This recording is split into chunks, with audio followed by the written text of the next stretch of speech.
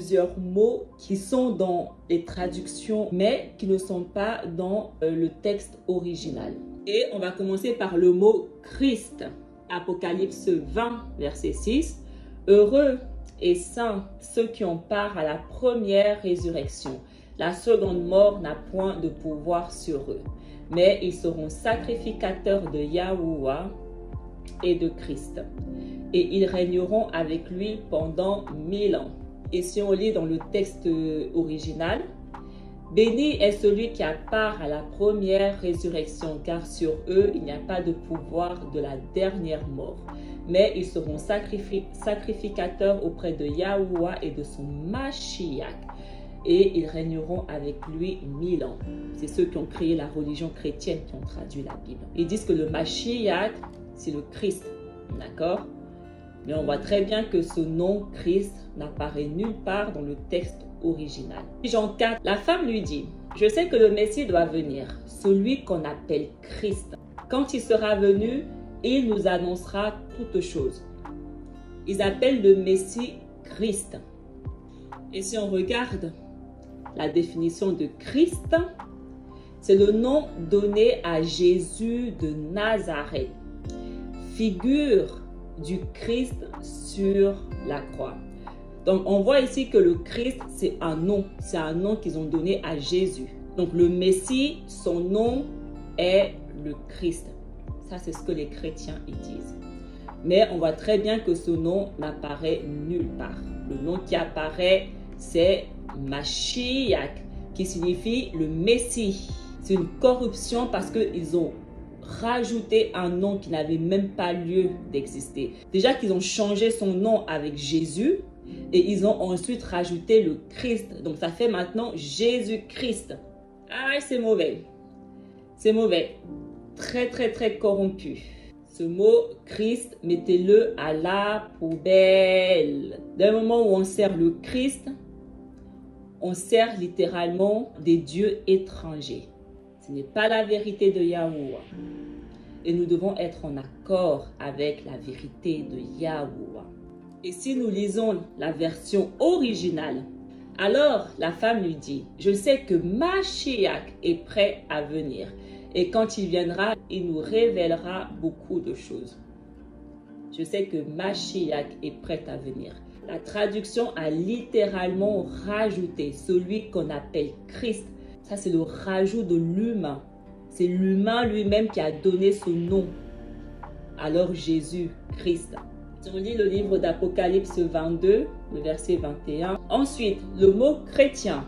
Si le mot Christ n'apparaît pas dans le texte original, forcément le mot chrétien non plus n'y apparaît pas.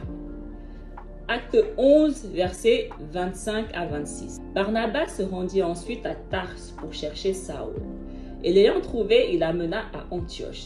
Pendant toute une année, ils se réunirent aux assemblées de l'église et ils enseignèrent beaucoup de personnes. Ce fut à Antioche que pour la première fois, les disciples furent appelés chrétiens. Et si on lit dans 1 Pierre 4, que nul de vous en effet ne souffre comme meurtrier ou voleur ou malfaiteur ou comme s'ingérant dans les affaires d'autrui. Et si quelqu'un souffre comme chrétien, qu'il n'en ait point honte, et que plutôt il glorifie Yahuwah à cause de son nom. Car c'est le moment où le jugement va commencer par la maison de Yahuwah. Or, si c'est par nous qu'il commence, quelle sera la fin de ceux qui n'obéissent pas à l'évangile de Yahuwah? Ok. Si on comprend la Bible, nous savons qui sont les Talmidim. D'accord? Nous savons que ce sont les 144 000. Ils font partie des 144 000. Ils ont été les premiers à être marqués, donc ils sont aussi les deux témoins. Et on sait que ce mot chrétien ne peut pas être la vérité parce que ils n'ont jamais appelé Yahusha, Jésus ou Christ. Dès le moment où, à leur époque, le nom de Yahusha n'avait pas encore été corrompu, comment on aurait pu les appeler chrétiens? Ça n'a aucun sens. Ça n'a aucun sens. Ça, c'est purement contrefaçon. Ça, c'est purement corruption. Si on regarde la définition de chrétien, c'est quelqu'un qui professe la foi en Jésus-Christ. Personne qui professe le christianisme. Les Talmidim n'ont jamais professé la foi de Jésus-Christ. Ils ont professé la foi en Yahusha HaMashiach. Et ça, c'est l'homme qui est venu ajouter ce mot pour créer sa religion.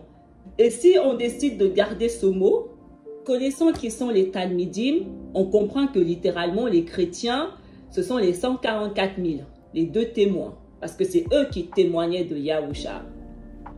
C'est ceux qui témoignaient de Yahusha qu'ils ont appelé soi-disant comme ça. Si on garde leur mensonge chrétien, la vérité de Yahuwah, c'est que les chrétiens, ce sont les 144 000. Pourtant, dans le monde, on en trouve 2,5 milliards. Donc, la question que nous pouvons maintenant nous poser, c'est qui sont ces 2,5 milliards de chrétiens et leur religion? Le nom Christ est une corruption, le nom chrétien est une corruption, logiquement le nom antichrist, corruption. 1 Jean 2. Petits enfants, c'est la dernière heure. Et comme vous avez appris qu'un antéchrist vient, il y a maintenant plusieurs antéchrists. Par là, nous connaissons que c'est la dernière heure. Ils sont sortis du milieu de nous, mais ils n'étaient pas des nôtres, car s'ils eussent été des nôtres, ils seraient demeurés avec nous. Mais cela est arrivé afin qu'il fût manifesté que tous ne sont pas des nôtres. D'après la Bible, l'antéchrist, ce mot est une corruption, mais faisons comme si. L'antéchrist, ce sont les Israélites qui rejettent Yahusha comme étant le Messie, comme étant le Mashiach que Yahuwah a envoyé. C'est eux les antéchrists, parce que c'est écrit qu'ils sont sortis du milieu de nous. L'antéchrist, ce sont les gens qui sortent du milieu d'Israël. Et si nous regardons la définition de l'antéchrist, qu'est-ce que le monde dit? L'antéchrist est un personnage symbolique qui représente les forces hostiles à Dieu et à l'établissement de son royaume. Il doit se manifester avant la seconde venue du Christ à la fin du monde. En d'autres termes, l'antéchrist est un ennemi du Christ qui, selon l'Apocalypse, prêtera une religion hostile à la sienne juste avant la fin du monde. L'antéchrist est souvent décrit comme un personnage mystérieux qui détient le pouvoir de Satan et qui doit apparaître à la fin des temps pour mener une lutte suprême contre l'Église du Christ. Il peut être compris comme un individu, un groupe, un système de gouvernement ou une religion fausse qui s'oppose à la foi chrétienne. Ce n'est pas du tout ce que la Bible dit. Voilà pourquoi ce mot antéchrist est une corruption. Les antéchrists, ce sont des personnes physiques qui rejettent Yahusha. Ils sont uniquement israélites. Donc si tu n'es pas israélite, qui ne rejette pas Yahusha, tu n'es pas un antéchrist. Ça, c'est purement chrétien. Mensonge du christianisme qui va venir attaquer l'église du Christ. L'antéchrist que le monde raconte là n'existe pas. Il n'existe pas. Poubelle ce mot. On le prend, on le met à la poubelle. J'ai moi-même à un moment dit l'antéchrist parce que je ne comprenais pas encore bien, mais maintenant je comprends que, ok, connerie, corruption. Un autre mot des chrétiens, c'est le mot la croix. La croix, ça c'est une corruption aussi. Marc 8, verset 34. Puis, ayant appelé la foule avec ses disciples, il leur dit: si quelqu'un veut venir après moi, qu'il renonce à lui-même, qu'il se charge de sa croix et qu'il me suive. Ça, c'est la traduction dans le texte original. Et il appela les gens et ses talmidim et leur dit: celui qui veut me suivre doit renoncer à lui-même, prendre avec lui la chaîne et trame et me suivre. Est-ce que la chaîne et trame est une croix comme les chrétiens disent? Parce que le texte original dit qu'il est mort sur la chaîne et trame. Ils servent des dieux étrangers. Comme Yahuwah, il dit des dieux faits de bois et de pierre. Voilà, la croix c'est du bois, c'est littéralement du bois. Ils servent des dieux de bois. Voilà pourquoi ils sont là avec leur croix, leur croix, leur croix. Corruption. Ensuite, église. Aïe, ce mot me tape sur le système nerveux comme pas possible. Pure corruption. Matthieu 16. Et moi je te dis que tu es Pierre et que sur cette pierre je bâtirai mon église et que les portes du séjour des morts ne prévaudront point contre elle. Je te donnerai les clés du royaume des cieux. Ce que tu lieras sur la terre sera lié dans les cieux et ce que tu délieras sur la terre sera délié dans les cieux. Déjà, ce mot n'apparaît absolument nulle part dans le Tanakh. Tous ces mots que je vous dis n'apparaissent absolument nulle part dans le Tanakh. Et tout ce qui n'apparaît pas dans le Tanakh, corruption. C'est aussi simple que ça. On va lire le texte original. Et je te dis que tu es Képha, et sur cette pierre, je bâtirai mon assemblée. Je bâtirai mon quoi? Mon assemblée. Et de plus, les portes de la Guénon n'auront pas de pouvoir contre toi. Car je te donnerai les clés des cieux. Et tout ce que tu liras sur la terre sera lié dans les cieux. Et tout ce que tu délieras sur la terre sera délié dans les cieux. Assemblée. Pourquoi on change les mots pour mettre église? Quel est l'agenda? Quel est ce besoin de changer le mot assemblée pour mettre le mot église? Pourquoi? Parce qu'on préparait notre fausse religion. On doit justifier pourquoi notre religion chrétienne, nos églises, nos machins, nos bidules existent. Mais si ces mots n'apparaissent pas dans la Bible, comment on va être crédible? Mais Yahusha n'a jamais prononcé le mot église de sa bouche. Assemblée. Le Tanakh parle de l'assemblée. Israël est une assemblée. Donc on enlève assemblée, qui parle que d'Israël dans le Tanakh. On vient rajouter église, comme ça, un mot nouveau. Un mot nouveau où tout le monde maintenant peut faire partie. Ensuite, le mot évangile. Marc 16. Et il leur dit, allez dans le monde entier proclamer l'évangile à tous les hommes. L'évangile, ça aussi c'est un mot qui n'apparaît nulle part dans le Tanakh, mais dans le Nouveau Testament. Et si on lit une version différente, donc la version 50-21, puis il leur dit, allez dans le monde entier proclamer la bonne nouvelle à toute la création. Donc on voit qu'une version c'est évangile et une autre version c'est la bonne nouvelle. Alors la définition de l'évangile. L'évangile, c'est l'enseignement de Jésus-Christ.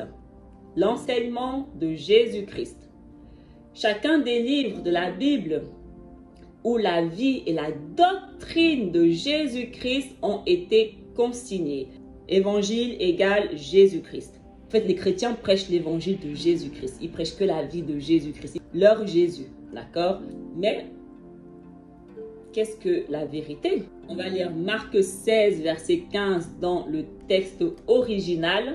Et il leur dit, allez dans le monde entier, prêcher la parole du roi des cieux à toute personne.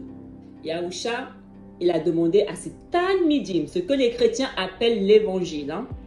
Yahusha, lui, il a dit à ses talmidim, d'aller dans le monde entier prêcher la parole, mais pas n'importe quelle parole, pas sa parole, pas sa vie, d'aller prêcher la parole de qui? Du roi des cieux. Qui est le roi des cieux? Yahweh, le Père. Donc Yahusha demande à ses talmidim de prêcher la parole de Yahweh. Parole de Yahweh ou l'évangile de Jésus-Christ? La parole de Yahweh. Et quelle est la parole de Yahweh? Le Tanakh. La parole de Yahweh, c'est la Torah, les lois et les prophètes. Voilà ce que Yahusha nous demande d'enseigner. Les lois et les prophètes. Et les chrétiens n'enseignent pas les lois et les prophètes. Les chrétiens enseignent l'évangile de Jésus-Christ, leur Dieu. Et si on lit plus bas du même chapitre, et ils allèrent dans tout le monde prêcher avec Yahweh les soutenant par de nombreuses choses et par les miracles qu'ils faisaient. Yahweh les soutenait parce qu'ils prêchaient la parole de Yahweh. Et si on lit la traduction de ce verset, quant à eux, ils s'en allèrent proclamer partout l'évangile. Le Seigneur travaillait avec eux et confirmait la parole par les signes qui l'accompagnaient. Tout le monde s'appelle Seigneur. Hein? Quel Seigneur qui travaillait avec eux et confirmait la parole? Quelle parole? Confusion. Je vous dis, confusion. 1 Thessaloniciens Après avoir souffert et avoir été maltraités à Philippe, comme vous le savez, nous avons pris de l'assurance en notre Yahuwah pour vous annoncer l'évangile de Yahuwah à travers bien des combats. Ce qu'ils appellent l'évangile, remplacez-le par la parole. L'évangile, c'est la parole. Et la parole, c'est le Tanakh. À leur temps, le Nouveau Testament n'existait pas. Ils n'avaient que le Tanakh, la parole de Yahuwah. Et c'est ce qu'ils prêchaient et c'est ce que nous devons prêcher jusqu'à la fin. La parole de Yahuwah. Donc là, on voit que c'est écrit l'évangile de Dieu, de Yahuwah. 1 Thessaloniciens 2, le verset 13. C'est pourquoi nous rendons continuellement grâce à Yahuwah de ce qu'en recevant la parole de Yahuwah que nous avons fait entendre. Vous l'avez reçue non comme la parole des hommes, mais ainsi qu'elle l'est véritablement, comme la parole de Yahuwah qui agit en vous qui croyez. Et si on lit 1 Thessaloniciens 3, le verset 1 à 2, c'est pourquoi, n'y tenant plus, nous avons jugé bon de rester seuls à Athènes. Et vous avons envoyé notre frère Timothée, serviteur de Yahuwah et notre collaborateur dans l'évangile de Christ, pour vous affermir et vous encourager dans votre foi. L'évangile de Christ. C'est l'évangile de Dieu ou l'évangile de Christ? C'est quel évangile exactement? Mettons-nous d'accord. Ça, c'est de la confusion. Un coup, il parle de Christ, un coup, il parle de Dieu. Ça s'appelle confusion. Déjà, on prend le mot évangile, on le met bien à la poubelle. La parole. On prêche la parole de Yahuwah. Point et rien d'autre. 2 Thessaloniciens 1, le verset 8. Au milieu d'une flamme de feu pour punir ceux qui ne connaissent pas Yahuwah et ceux qui n'obéissent pas à l'évangile de notre Seigneur Jésus. Pourquoi Saül dit que vous n'obéissez pas à l'évangile de notre Seigneur Jésus? C'est quoi l'évangile de notre Seigneur Jésus? C'est quel livre? Ou est-ce que à leur temps, il y a 2000 ans, ils avaient un livre qui s'appelait l'évangile de notre Seigneur Jésus, qu'ils enseignaient? Ça n'existe pas un tel truc, l'évangile de Seigneur Jésus. Ça n'existe pas. Un autre mot qui est purement corruption, c'est le mot apôtre. Ouf, ça c'est un des mots qui me tape tellement. J'ai vraiment pris sur moi pour monter cette vidéo parce que franchement, ça m'épuise. Mais bon, je le fais comme ça.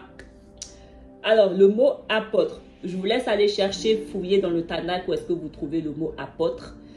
Parce que Yahuwah n'a jamais établi de sa vie des apôtres. Jamais.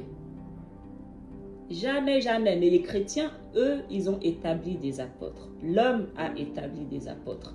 Marc 3, versets 13 à 15. Plus tard, il monta sur une colline avoisinante et appela ceux qu'il voulait. Et ils vinrent à lui. Il désigna ainsi 12 hommes qu'il nomma apôtres et qui devaient être constamment avec lui. Il les envoya annoncer l'évangile avec le pouvoir de chasser les démons. Pourquoi Yahusha choisirait 12 personnes et il dirait à ces 2 personnes, je vais vous appeler apôtres.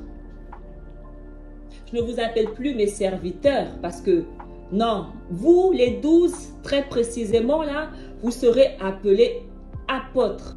Pourquoi Yahusha ferait ça? Pourquoi Yahusha viendrait ajouter des mots, des titres que Yahuwah, son père, n'a jamais établis? Pourquoi? Quand on sait que Yahusha est venu uniquement accomplir la volonté de Yahuwah. Donc il n'ajoute rien, il ne modifie rien, il ne change rien. Il fait que ce que le Père lui demande de faire. Donc pourquoi il vient faire quelque chose que le Père n'a jamais de sa vie fait lui-même? Appeler des gens apôtres. Qu'est-ce que ça signifie apôtre? Chacun des 12 disciples que Jésus-Christ choisit pour prêcher l'évangile. Celui qui propage la foi chrétienne. Prédicateur, qui fait des conversions. Apôtres, ce sont les gens qui propagent la foi chrétienne. Chrétien est une corruption. Est-ce que Yahusha demandait à ses talmidim de propager la foi chrétienne? Est-ce que c'est ce qu'il a demandé à ses talmidim? Allez partout dans le monde et propagez la foi chrétienne. Faites que les gens deviennent des chrétiens. Est-ce que c'est ce qu'il a dit? Est-ce que c'est sorti de sa bouche? J'ai plusieurs talmidim, mais seulement les 12. Pas un de plus, pas un de moins. Seulement vous 12. Les 12 que j'ai choisis là. C'est vous que je vais nommer apôtres et c'est vous que je vais demander d'aller propager la foi chrétienne. Est-ce que c'est ce que la Bible dit? Est-ce que c'est ce que Yahuwah lui a demandé? Est-ce que Yahuwah lui a dit, choisis 12 disciples, appelle-les apôtres et demande-les d'aller propager la foi chrétienne? Est-ce que le Père lui a demandé de faire ça? Non, il n'a jamais fait ça. Il n'a jamais choisi 12 disciples à part, donner un titre à part et leur donner une mission à part. Jamais. Il avait plusieurs serviteurs et ils avaient tous la même fonction, la même mission. Yahusha leur demandait tous la même chose. Tous mes serviteurs, voici ce que j'attends de vous tous, hommes comme femmes, c'est d'aller prêcher la parole du roi des cieux. Ça, c'est de la corruption. Ils sont venus ajouter un mot qui n'a jamais existé, qui n'est pas la vérité de Yahuwah. C'est parce qu'ils veulent justifier leur religion. Ils veulent justifier pourquoi on trouve tel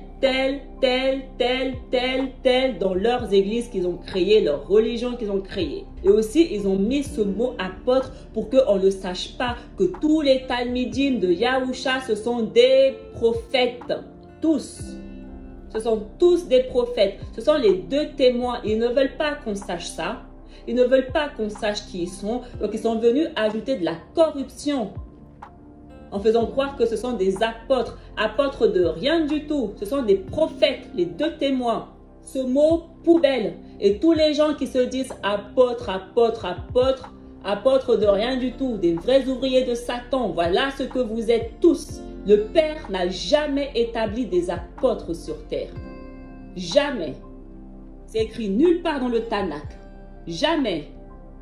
Et le Père, il ne change pas. Maintenant, si nous lisons le texte original, maintenant, Yahusha monta sur une montagne et choisit parmi ceux qui étaient les plus droits à ses yeux.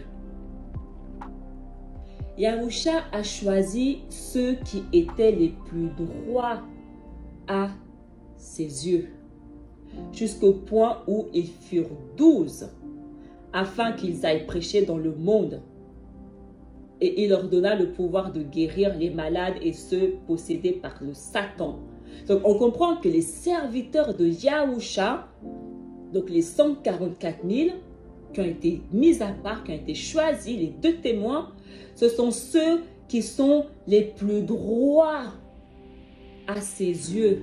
Donc les plus droits aux yeux de Yahuwah dans le monde. Le monde en question, Israël. Il leur a jamais donné un nom particulier. Il n'a jamais dit, vous serez appelés apôtres. Des conneries. Matthieu 10, verset 1-2. Puis, ayant appelé ses 12 disciples, il leur donna le pouvoir de chasser les esprits impurs et de guérir toute maladie et toute infirmité. Voici les noms des 12 apôtres. Le premier Simon, appelé Pierre, et André son frère, Jacques, fils de Zébédée, et Jean son frère. Et si on lit la version originale, et il arriva que Yahusha Mashiach appela 12 talmidim. Il a appelé qui? 12 talmidim. Et il leur donna le pouvoir de guérir les possédés par Satan et de purifier les malades. Et voici les noms des envoyés. Il ne les a jamais nommés des apôtres. Ce sont des talmidim, tous. Il n'avait que des talmidim, tous. Et ils avaient tous le même pouvoir, la même mission. Aller prêcher la parole de Yahuwah. Tous. Ils suivaient tous le même chemin. Chrétiens, arrêtez vos mensonges. On n'en peut plus de vos mensonges. Moi, personnellement, je n'en peux plus de vos mensonges. Si on lit Jean 15, je ne vous appelle plus serviteur. Parce que le serviteur ne sait pas ce que fait son maître. Mais je vous ai appelé amis. Parce que je vous ai fait connaître tout ce que j'ai appris de mon Père. Donc là, on comprend que Yahusha, il les a appelés serviteurs. Les Talmidim, ce sont ses serviteurs. Pourquoi c'est pas marqué « Je ne vous appelle plus apôtre » ? Ça n'a aucun sens. Parce qu'il ne les a jamais appelés apôtres. Voilà pourquoi ce n'est pas marqué « Je ne vous appelle plus apôtre ».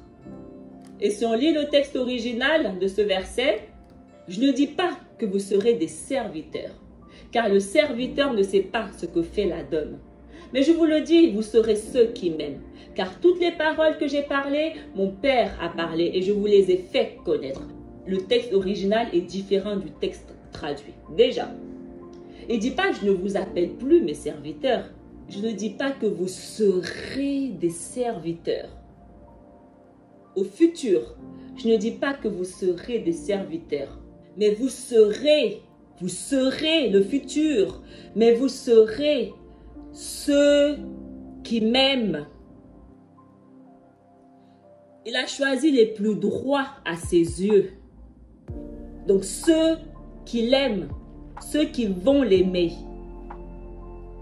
Yahuwah, il sonde les cœurs. Il sonde la profondeur de notre cœur.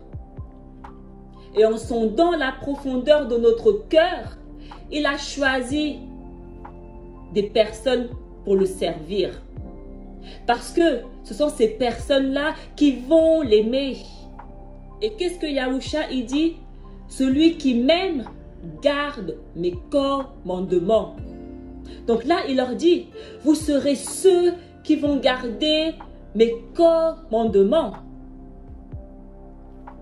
Vous serez ceux qui vont faire ma volonté. Les 144 000 sont ceux qui ont fait la volonté de Yahuwah. Ce sont ceux qui ont gardé les commandements de Yahuwah. Et c'est exactement ce que Yahusha leur dit. Vous allez être ceux qui vont m'aimer. Et si on lit Deutéronome 18, je leur susciterai du milieu de leurs frères un prophète comme toi. Je mettrai mes paroles dans sa bouche et il leur dira tout ce que je lui commanderai. Donc on voit que Yahusha a été envoyé en tant que prophète. C'est-à-dire que Yahuwah l'a envoyé en tant que prophète. Les prophètes, ce sont des envoyés, des messagers. Yahusha est un prophète, du moins. Il est bien plus qu'un prophète, mais il a été envoyé sur terre en qualité de prophète. Et on sait que les Talmidim marchent comme Yahusha. Ils imitent Yahusha. Ils sont comme Yahusha. Et Yahusha, il leur dit dans Luc 6, le Talmidim n'est pas plus grand que celui qui l'enseigne. Mais tout Talmidim bien formé sera comme son maître. Tout Talmidim bien formé sera comme son maître. Donc si le maître est prophète, les Talmidim aussi sont des prophètes parce qu'ils sont comme leur maître. Prophètes. Ce ne sont pas des apôtres, ce sont des prophètes comme leur maître. Prophètes. Tous. C'est ce que la parole dit. Ce sont les deux témoins, des prophètes, les 144 000. Je ne sais pas quel nom vous voulez leur donner là. Ça n'existe pas. En dehors de ces 144 000, en dehors de ces prophètes, Yahuwah le Père n'a établi personne. Je répète. Ceux qui ont des oreilles pour entendre, qu'ils entendent. En dehors des prophètes, Yahuwah le Père n'a établi personne. Et les prophètes qui font partie des 144 000, donc établis par Yahuwah, ils ne prêchent que à Israël. Donc vos prophètes là qui ne prêchent pas à Israël, des ouvriers de Satan. Des ouvriers du diable en personne. Les écouter, c'est écouter carrément le diable en personne vous parler.